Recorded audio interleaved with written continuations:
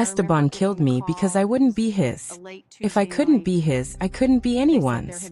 These haunting words, scrawled in a killer's private journal, would remain hidden for 18 agonizing years while a family searched desperately for answers. Tonight, we uncover the chilling truth behind a nurse's disappearance that shattered a community and exposed the monster living right next door. Before we dive into this shocking case, tell us where you're watching from in the comments below. And if stories like this matter to you, if you believe every victim deserves justice, hit that subscribe button and the notification bell. You won't want to miss what comes next. In the sweltering summer of 2007, Portland, Oregon experienced one of its hottest Julys on record. The city's usual cool evenings were replaced by stifling heat that clung to every street corner and parking lot. On July 20th of that year, Isabella Moreno, a 39-year-old Mexican-American nurse at Providence Portland Medical Center, completed another exhausting 12-hour shift in the intensive care unit. Her colleagues watched as she gathered her belongings, her kind smile never wavering despite the fatigue etched across her face. Isabella had dedicated her life to healing others.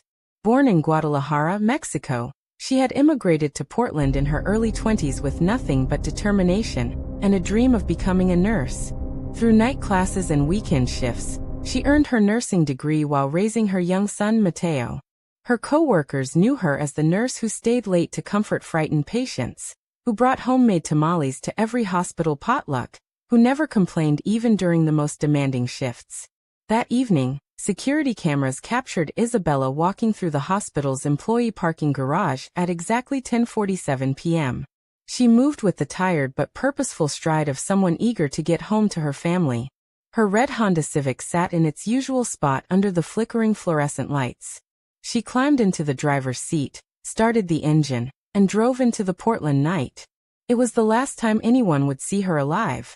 At home in Tigard, a quiet suburb 20 minutes south of Portland, Isabella's husband Javier Vargas waited with their 12-year-old son Mateo.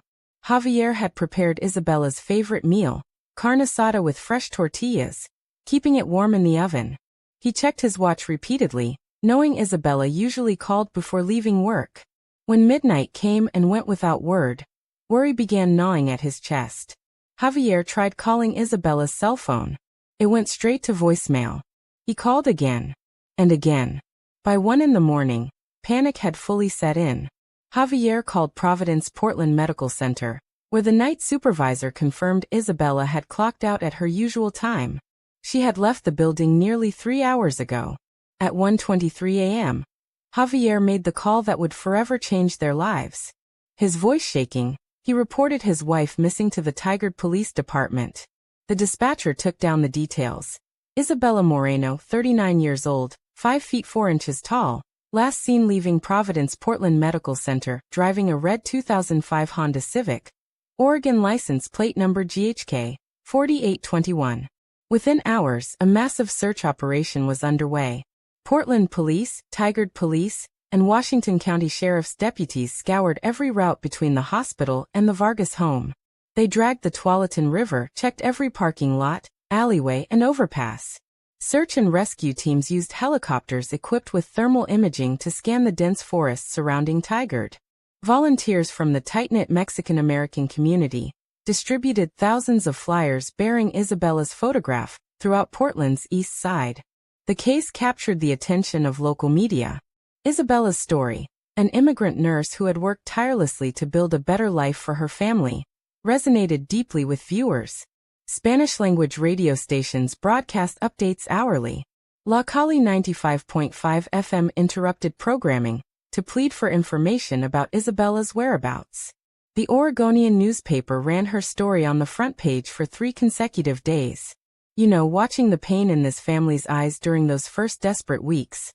It reminds me why I spend countless hours researching cases like this. Every story I tell takes days of painstaking investigation. Reading through police reports, court documents, interviewing family members who relive their worst moments just to keep their loved one's memory alive. If you felt even a fraction of what this family endured, the least you can do is hit that subscribe button to ensure stories like Isabella's are never forgotten. Because forgetting is what the guilty count on. Detective Lena Cruz of the Tigard Police Department took lead on the investigation. A 15-year veteran known for her methodical approach to complex cases, Detective Cruz immediately suspected foul play. Isabella's car keys, purse, and cell phone were all missing along with her vehicle. There were no signs of financial problems, marital issues, or mental health struggles that might explain a voluntary disappearance. Everything pointed to Isabella being the victim of a crime. The investigation revealed troubling details about Isabella's final hours. Hospital security footage showed her leaving the building alone, but cameras in the parking garage had been malfunctioning for over a month. The crucial moments when Isabella reached her car were lost to a technological failure that would haunt investigators for years to come. Javier became the primary focus of police scrutiny, as spouses often do in missing person cases. Detective Cruz subjected him to multiple polygraph tests, all of which he passed. His alibi was ironclad. Neighbors had seen him at home all evening, and phone records confirmed he had been making calls from his landline while Isabella was at work. Still, the cloud of suspicion followed Javier wherever he went, adding another layer of anguish to an already unbearable situation. As weeks turned into months, the leads began drying up. Police received hundreds of tips, but none led to Isabella's whereabouts. Someone claimed to have seen her at a gas station in Salem. Another caller insisted they had spotted her boarding a Greyhound bus to California. Every lead was investigated and ultimately proved false. The red Honda Civic seemed to have vanished from the face of the earth. Mateo Vargas, just 12 years old when his mother disappeared, struggled to comprehend why she hadn't come home. He would sit by the living room window every evening, waiting for the sound of her car in the driveway. His grades plummeted. He stopped playing soccer, stopped spending time with friends, stopped being the carefree child he had been just months before. The family established a vigil site outside Providence Portland Medical Center, complete with photographs, flowers, and candles that burned day and night. Isabella's mother, Isabella Moreno, flew in from Mexico and refused to return home. She spent her days at the vigil site, praying the rosary and approaching anyone who would listen, begging them to remember if they had seen her daughter. As the first anniversary of Isabella's disappearance approached, the case had gone cold. Detective Cruz had exhausted every lead, followed every tip, interviewed every possible witness. The official file was transferred to the cold case unit, where it would gather dust for the next 17 years. But the Vargas family never stopped believing Isabella would be found. Javier kept her clothes hanging in their bedroom closet. Mateo saved every birthday card he would have given her, storing them in a shoebox under his bed. Elena continued her daily prayers, lighting candles at St. Anthony Catholic Church, and maintaining an unwavering faith that God would reveal the truth. The years passed slowly for the Vargas family.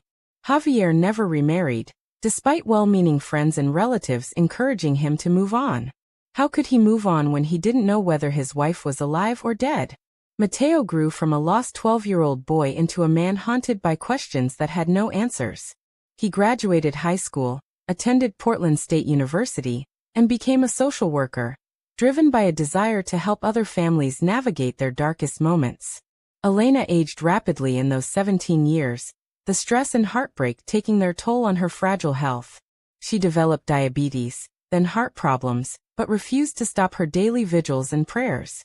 The church became her second home, and the parishioners became her extended family, supporting her through the endless uncertainty. The Mexican-American community in Portland never forgot Isabella either.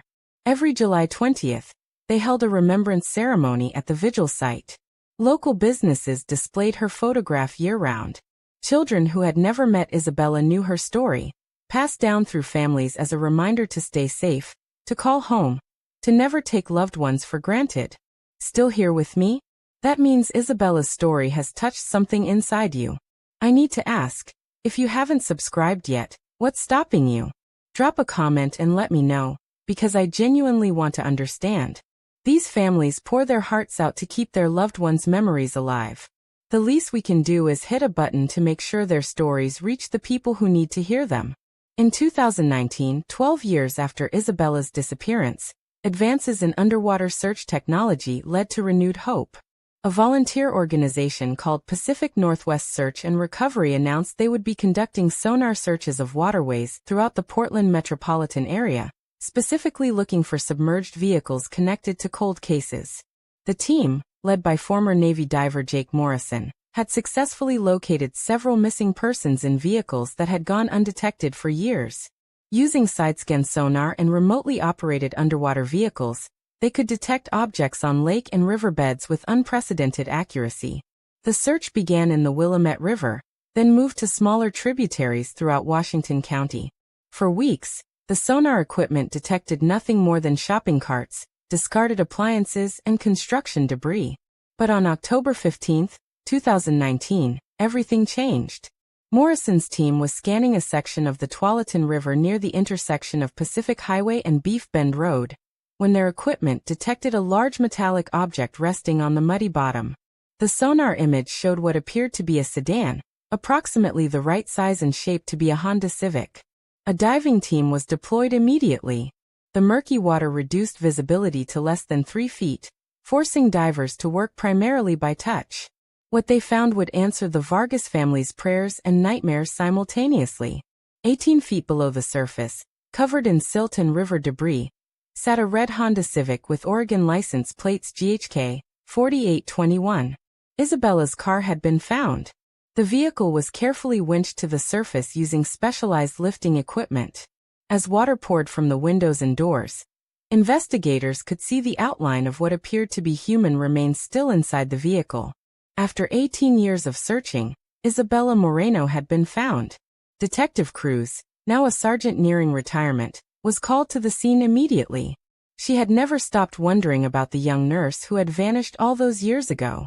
Standing on the riverbank, watching Isabella's car emerge from its watery grave, she felt a mixture of relief and heartbreak that would stay with her for the rest of her life. The car was transported to the Oregon State Police Forensic Laboratory, where it would undergo extensive examination. Inside the waterlogged vehicle, investigators found Isabella's purse, still containing her nursing license and family photographs. Her cell phone was discovered wedged beneath the driver's seat, its screen long since destroyed by river water. Most importantly, they found Isabella's skeletal remains still secured in the driver's seat by her seatbelt. After 18 years of uncertainty, the Vargas family finally had their answer. Isabella hadn't abandoned them. She hadn't started a new life somewhere else. She had been taken from them by someone who had hidden the evidence beneath the dark waters of the Tualatin River. The call came to Javier at 3:17 p.m. on October 15, 2019. Sergeant Cruz's voice was gentle but direct. "Mr. Vargas, we've found Isabella's car. We've found Isabella." Javier collapsed to his knees in his kitchen, the phone falling from his hands. Mateo, now 30 years old, rushed to his father's side as Javier wept uncontrollably. They were tears of relief, grief, and a kind of closure they had never dared hope for. Elena, now 78 years old and in failing health, was at the hospital when she received the news. Despite her weakness, she insisted on going to the river site immediately. Supported by her grandson, she stood at the water's edge and crossed herself, whispering prayers of gratitude mixed with mourning. The discovery of Isabella's car raised immediate questions about how it had ended up in the Tualatin River. The location where it was found was more than 15 miles from the hospital where Isabella had last been seen. The stretch of river was isolated, accessed only by a narrow dirt road that few people knew about. Someone had deliberately driven Isabella's car to this remote spot and pushed it into the water, counting on it never being discovered. Forensic analysis of the vehicle revealed crucial evidence that had been preserved by the river's cold, oxygen-poor environment. DNA samples were extracted from multiple surfaces inside the car, including the steering wheel, gear shifter, and door handles. Most of the samples matched Isabella, as expected, but investigators found traces of DNA from another person, someone who had been inside the car on the night she disappeared.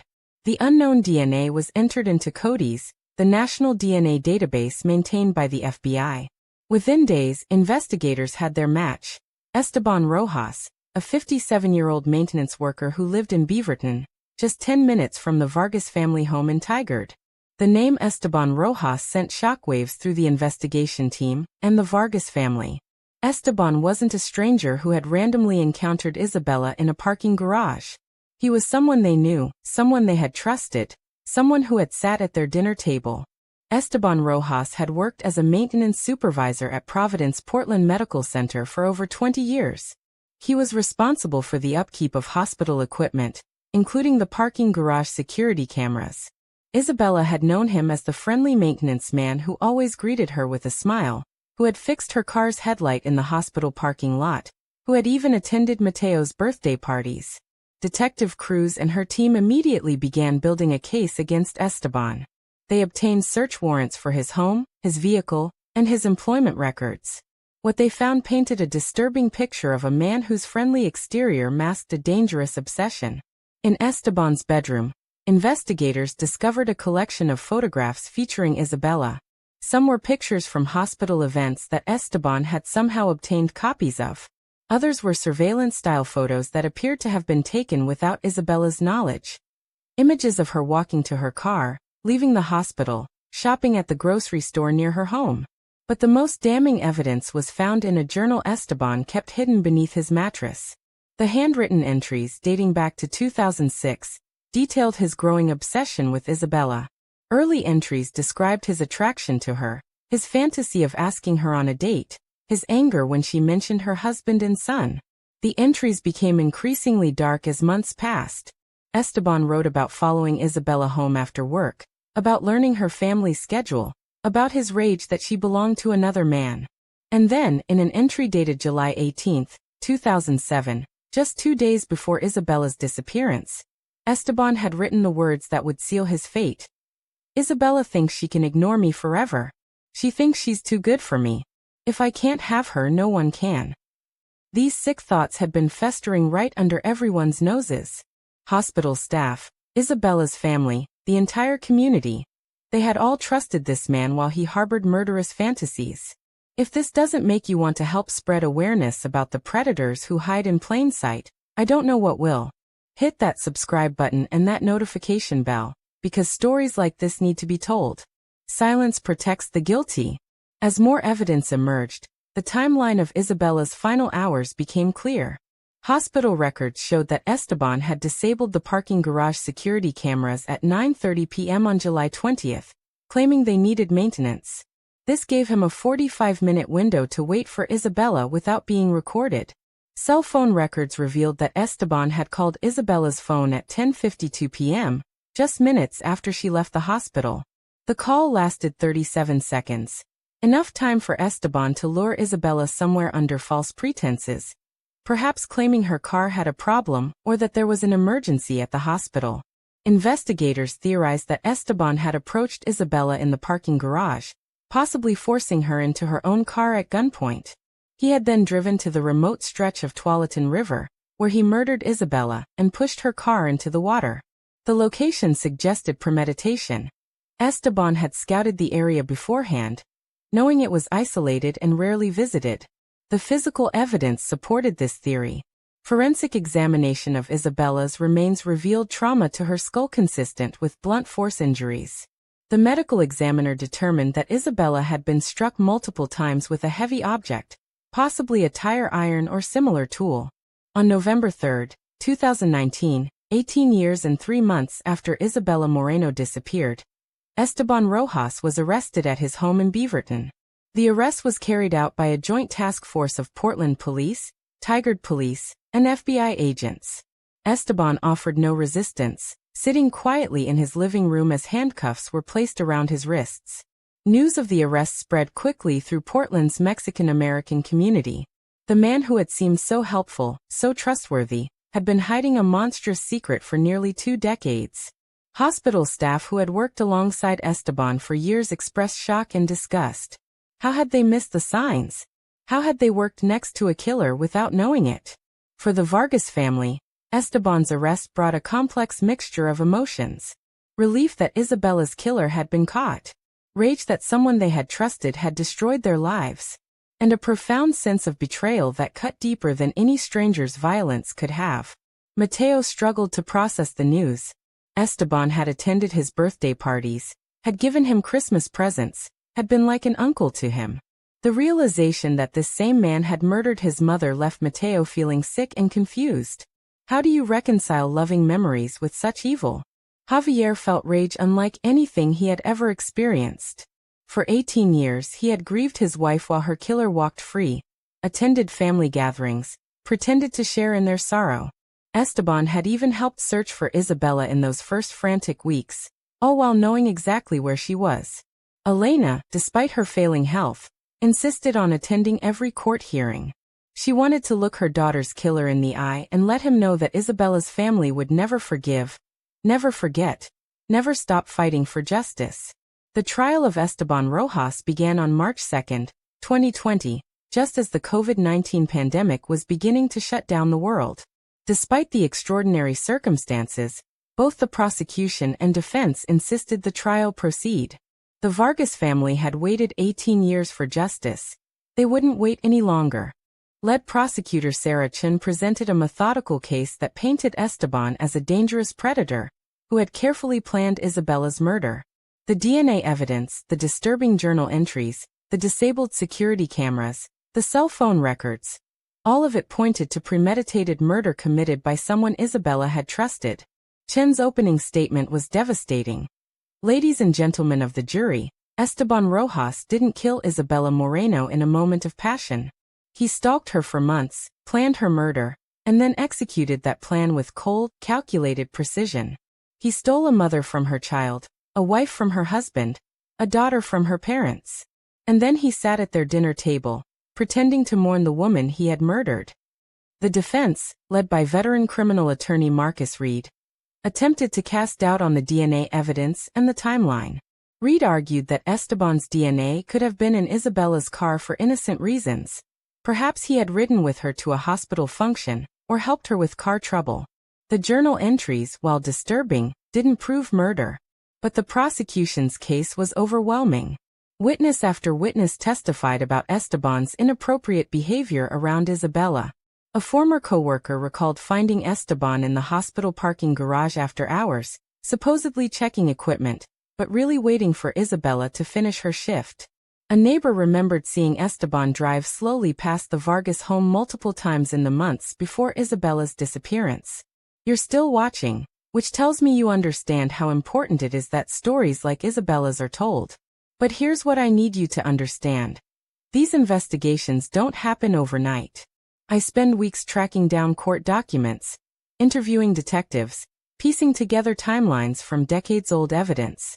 If this story moved you, if you want to see justice for more victims like Isabella, then please subscribe. Because every subscription helps me dedicate more time to uncovering the truth that these families desperately need. The most powerful testimony came from the Vargas family themselves. Mateo, now a composed 30-year-old man, took the stand and described growing up without his mother, wondering every day if she was alive somewhere, missing every milestone in his life. His voice never wavered as he looked directly at Esteban and said, "You didn't just kill my mother. You stole my entire childhood." Javier testified about the 18 years of uncertainty, the sleepless nights, the unanswered questions that had consumed his life. He described the agony of not knowing whether Isabella was dead or alive, the guilt he felt for not protecting her, the rage he now felt knowing her killer had pretended to be his friend. Elena, despite her fragile health, insisted on testifying. Speaking in Spanish with an interpreter translating her words, she told the jury about her daily prayers for her daughter, her faith that God would reveal the truth, her heartbreak that Isabella had died alone and afraid. Her testimony left many jurors in tears. The defense called few witnesses, unable to effectively counter the mountain of evidence against their client. Esteban himself never took the stand, sitting silently throughout the trial with no visible emotion as his crimes were laid bare for the world to see. The trial lasted 3 weeks. On March 23, 2020, after deliberating for just 4 hours, the jury returned a verdict of guilty on all charges: first-degree murder, kidnapping, and tampering with evidence. The courtroom erupted in tears and applause from Isabella's family and supporters who had waited 18 years to hear those words. At the sentencing hearing 2 months later, Judge Patricia Williams sentenced Esteban Rojas to life in prison without the possibility of parole. In her statement, Judge Williams said, "Mr. Rojas, you committed an act of pure evil against an innocent woman who trusted you. You have shown no remorse for your actions and no consideration for the immense suffering you have caused. You will spend the rest of your life in prison, and that is exactly where you belong." Esteban showed no emotion as his sentence was pronounced. He was immediately transported to Oregon State Penitentiary, where he would spend the remainder of his days. For the Vargas family, the conviction brought a measure of closure they had never expected to receive. Isabella's killer would never again walk free, never again pretend to be their friend, never again hurt another innocent person. But the healing process would take much longer than the legal proceedings. 18 years of trauma couldn't be erased by a guilty verdict. Mateo began therapy to process the complex emotions of learning his childhood uncle had murdered his mother. Javier started attending a support group for families of murder victims, finding solace in speaking with others who understood his pain. Elena, finally knowing her daughter's killer had been brought to justice, passed away peacefully in her sleep just 6 months after Esteban's conviction. Her last words to Mateo were, "Now your mother can rest." Isabella Moreno was finally laid to rest in Mount Scott Park Cemetery in Portland, overlooking the city where she had dedicated her life to caring for others. Hundreds of people attended her funeral, including former patients whose lives she had touched, co-workers who had never forgotten her kindness, and community members who had prayed for her safe return for 18 years. At the graveside service, Mateo spoke about the mother he remembered and the woman the community had lost. "My mom believed in helping people, in making the world a little bit better every day. She didn't deserve what happened to her, but her memory will live on in everyone she touched, everyone she healed, everyone she loved." The Isabella Moreno Memorial Fund was established at Providence Portland Medical Center to provide scholarships for nursing students from immigrant families. It was a fitting tribute to a woman who had overcome tremendous obstacles to build a career caring for others.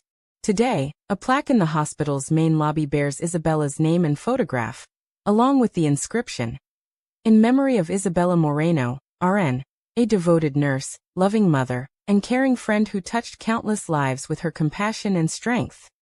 The case of Isabella Moreno stands as a reminder that evil can hide behind the most familiar faces, that justice may be delayed but should never be denied, and that the love of family can endure even the darkest circumstances. Her story also highlights the crucial role of modern forensic technology in solving cold cases that might otherwise remain forever unsolved. Detective Lena Cruz, who retired shortly after Esteban's conviction, often reflects on the case that defined the final years of her career. Isabella never got the chance to see her son graduate college, get married, or have children of his own, Cruz said. But she can rest knowing that her killer will never hurt anyone else, and that her family finally has the answers they needed to begin healing. The Vargas family continues to honor Isabella's memory in their daily lives. Javier still keeps her photograph on his bedside table and speaks to it every morning before starting his day. Mateo has dedicated his career as a social worker to helping other families navigate tragedy and loss. He often tells the families he works with about his mother's strength and the importance of never giving up hope. Think about this for a moment. If Isabella was your wife, your mother, your daughter, would you want her story to disappear into silence? These cases matter because every victim deserves to be remembered, every family deserves answers, and every monster needs to be exposed. If you agree, if you believe in justice for the forgotten, then please subscribe to Cold Crime Stories HQ. And if you're not ready to subscribe yet, tell me why in the comments. I read every single one, because your voice matters in keeping these stories alive. The Isabella Moreno case also led to significant changes in hospital security protocols across the Pacific Northwest. Providence Health System implemented new policies requiring security cameras to be monitored by independent contractors rather than maintenance staff, and mandating that any camera failures be reported to security supervisors immediately. The case serves as a reminder that predators often target those who are isolated and vulnerable. Women working late shifts, walking alone to their cars, trusting colleagues who seem helpful and friendly. Isabella's story has been used in safety training for healthcare workers throughout Oregon, teaching them to be aware of their surroundings and to report any uncomfortable interactions with coworkers. For the broader community, Isabella's case highlighted the importance of speaking up when something feels wrong. Several hospital employees later admitted they had noticed Esteban's inappropriate interest in Isabella, but had dismissed it as harmless. The tragedy serves as a stark reminder that uncomfortable feelings often exist for good reason and should never be ignored. The ripple effects of Isabella's murder extended far beyond her immediate family. Her patients at Providence remembered her as the nurse who held their hands during frightening procedures, who stayed past her shift to comfort worried family members, who brought warmth and compassion to the sterile hospital environment. Many of them attended her memorial service, sharing stories of how Isabella had made their darkest moments a little brighter. Her fellow nurses established an annual award in Isabella's honor, recognizing colleagues who exemplify her dedication to patient care and family support.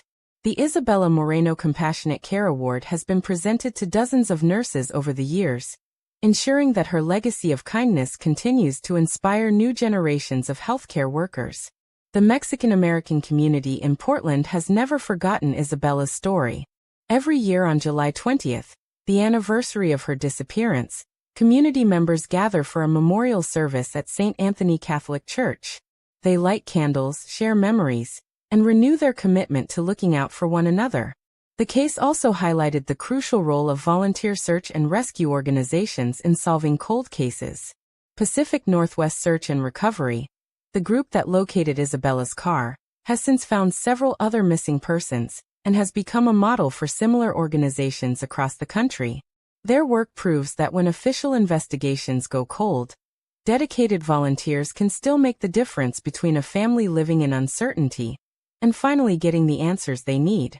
Looking back on Isabella's case, it's clear that multiple failures in the system allowed Esteban Rojas to hide his crime for 18 years. The malfunctioning security cameras, the lack of thorough searches of local waterways, and the absence of protocols for monitoring employee behavior all contributed to the delay in justice. But the case also demonstrates the power of persistence, technology, and community support in eventually uncovering the truth. Isabella's family never stopped believing she would be found. Investigators never permanently closed her case. And when new technology became available, volunteers used it to search places that hadn't been thoroughly explored before. The DNA evidence that finally identified Esteban as Isabella's killer was preserved for 18 years in a submerged car, waiting for the right technology and the right investigators to uncover it. This serves as a powerful reminder that evidence can survive even the most challenging conditions, and that cold cases should never be considered permanently unsolvable. Mateo Vargas, now in his 30s, has become an advocate for families of missing persons. He frequently speaks at conferences and training sessions for law enforcement, sharing his family's story and emphasizing the importance of never giving up on cold cases. His message is simple but powerful. Every missing person is someone's Isabella. They all deserve to be found, and their families all deserve answers. The technology that solved Isabella's case, advanced underwater search equipment, improved DNA analysis, and sophisticated database systems, continues to evolve. Cold case units across the country are using these tools to revisit decades-old investigations, bringing new hope to families who thought they would never learn what happened to their loved ones. Isabella Moreno's story reminds us that justice may be delayed, but it should never be abandoned. Her memory lives on not just in the hearts of her family, but in the safer hospitals where nurses now work, the cold cases that continue to be investigated, and the community that learned to watch out for warning signs they once ignored. As we close Isabella's story, we're reminded that behind every cold case file is a real person who was loved, missed, and deserved so much better than the violence that ended their life. Isabella was a healer, a mother, a daughter, and a friend. She deserves to be remembered not just as a victim, but as a woman who dedicated her life to caring for others. Her killer may have thought he could hide his crime forever beneath the dark waters of the Tualatin River. But water doesn't keep secrets forever, and neither does time. The truth has a way of surfacing when we least expect it, bringing both heartbreak and healing to those who have waited so long for answers. Thank you for joining me in remembering Isabella Moreno and honoring her family's incredible strength during their 18-year journey to justice. These stories matter because they remind us that no one should be forgotten, no family should suffer in silence, and no killer should be allowed to escape justice forever. If Isabella's story touched you, if you believe every victim deserves to be remembered and every family deserves answers, please subscribe to Cold Crime Stories HQ and hit that notification bell. Share this video with others who need to hear Isabella's story. And remember, silence protects the guilty, but speaking up protects the innocent. Stay safe out there, and I'll see you in the next case where we continue our mission to give voices back to those who can no longer speak for themselves.